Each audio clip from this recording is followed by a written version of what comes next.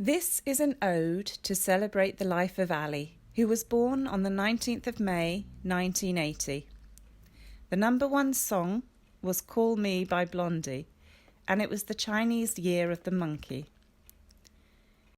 She was the only girl, the youngest of three, sister to Colin and also to Lee. Daughter to Dennis and also to Neat, the unseasonable weather brought rain and sleet. Her first birthday had a very dramatic end, as she took a trip to A&E, her foot to mend.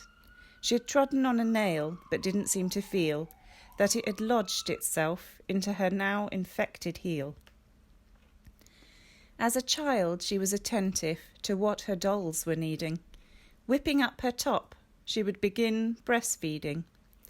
To her mum one day, in a voice as smooth as silk, she said, "This one gives orange juice, and this one is milk." On her first day at Stanburn Infants, she was very excited, so got dressed in her uniform, her young dreams ignited. But alas, her mother, in all the hurly-burly, had got her daughter prepared a whole day early. Before school, Ali loved to spend her time with her friends Joanna and also Caroline.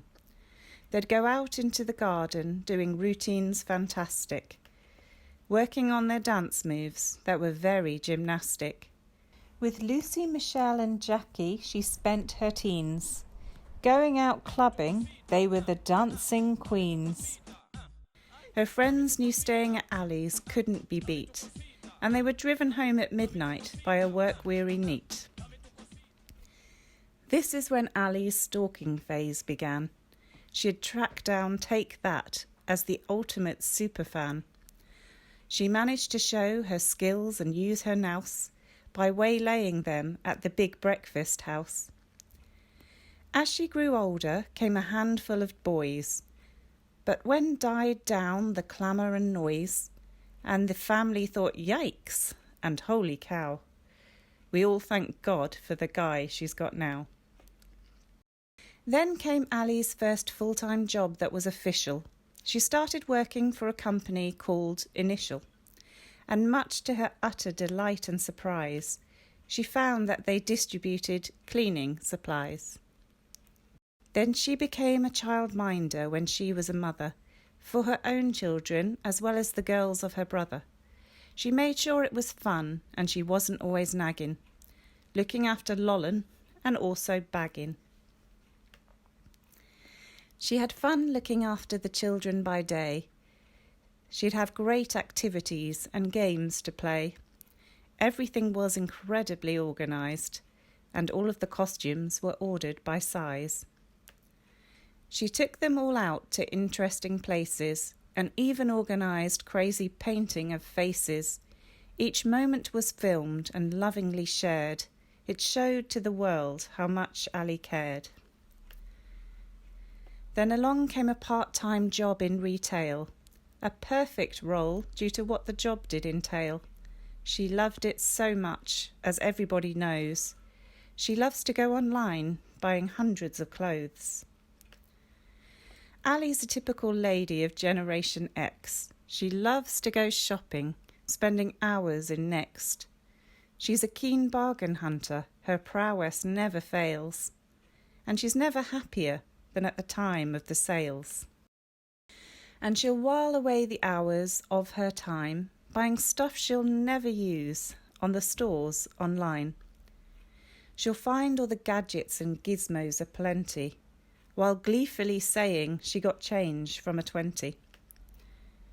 Now let's take a look at the time that she spends having a blast with all of her really close friends. In a previous ode, I've mentioned one before, so let's take a look at the next top 4. As we all know, Ali loves to clean, so she spends her chill-out time with Mr. Sheen. Mould and mildew, she loves to kill it. It's shot with a bang by her mate Sillet. And her bathroom smells zesty, you really can't miss it. You can tell when her friend Sif's paid a visit. In the kitchen the germs feel they have to dash, as they're scared of her best friend, who wipes them out in a flash.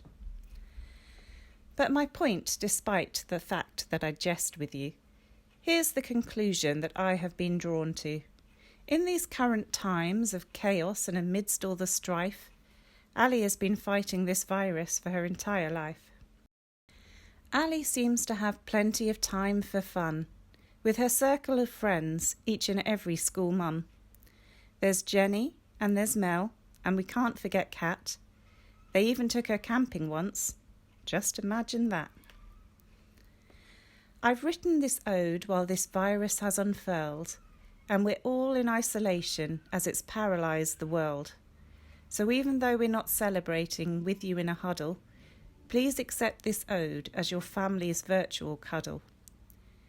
We would normally all crowd round you to plant a kiss and hug, but close at hand you have your children, and also Doug. There's your little mini you, the Princess Ella, and there's also Charlie, a lovely little fella. Keep safe in your home as Queen of Rushton Castle, and try not to go online and order one too many parcels. But remember to keep all of your cleaning friends stocked, and you'll soon show this virus that it's well and truly knocked. I first met you as a teen in 1994, and then you became my one and only sister-in-law. You're organised and you're caring, and you're a bit sporty, so let's raise our glasses, as now you've turned 40.